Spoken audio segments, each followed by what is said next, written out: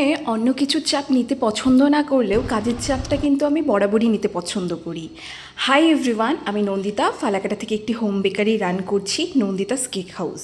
গতকাল আমি তোমাদের সাথে একটা ভিডিও শেয়ার করেছিলাম যেখানে আমি দেখিয়েছিলাম যে আমার 80 পিস কাপকেকের অর্ডার এসেছে আর অর্ডারটা আমাকে দুটোর মধ্যে দিতে হতো। তো যেহেতু আমার একটা ব্যাচ টোটালি নষ্ট হয়ে গেছিলো, তোমাদের সেটাও দেখিয়েছিলাম। আমাকে আবার নতুন করে বেক করতে হয়, সেই বেকিং করতে মানে পুরোপুরি কাজটা কমপ্লিট হতে আমার 2:20 বেজে যায়। কাস্টমারকে আমি 2:45 নাগাদ সেটা হচ্ছে হ্যান্ড ওভার করি। তো কাস্টমারের ভীষণ পছন্দ হয়েছে কাপকেকগুলো।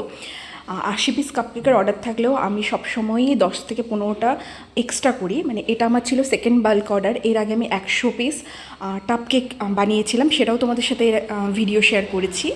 তো যাতে কোনোরকম কোনো প্রবলেম না হয় সেই কারণে আমি সবসময় এক্সট্রা বেকিং করতে পছন্দ করি।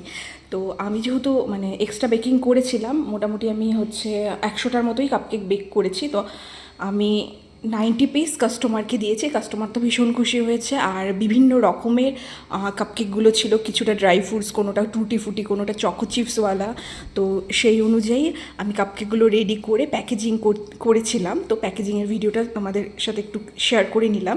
ছোটো ছোটো কিছু ক্লিপ নিয়ে রেখেছিলাম, আমি ঠিক করে করতে পারিনি যেহেতু অর্ডারটা আমার 10:30 নাগাদ কনফার্ম হয় আর আমি কাজটা শুরু করেছিলাম 11:30। সেখানে আমার 2টোর মধ্যে মানে অনেকটাই শর্ট টাইম ছিল, সেই টাইমের মধ্যে রেডি করে কাস্টমারকে দিতে হতো। তো আমি গরমই কিছু কিছু কাপকেক আমি প্যাক করেছি। তো পুরো ভিডিওটা তোমাদের কেমন লাগলো অবশ্যই আমাকে জানাবে। আর প্লিজ মানে অর্ডার যদি কারো দেওয়ার থাকে, এমার্জেন্সি অর্ডার না দিয়ে 2 দিন 1 দিন আগে আমাকে ইনফর্ম করলে ভালো হয়। Thank you.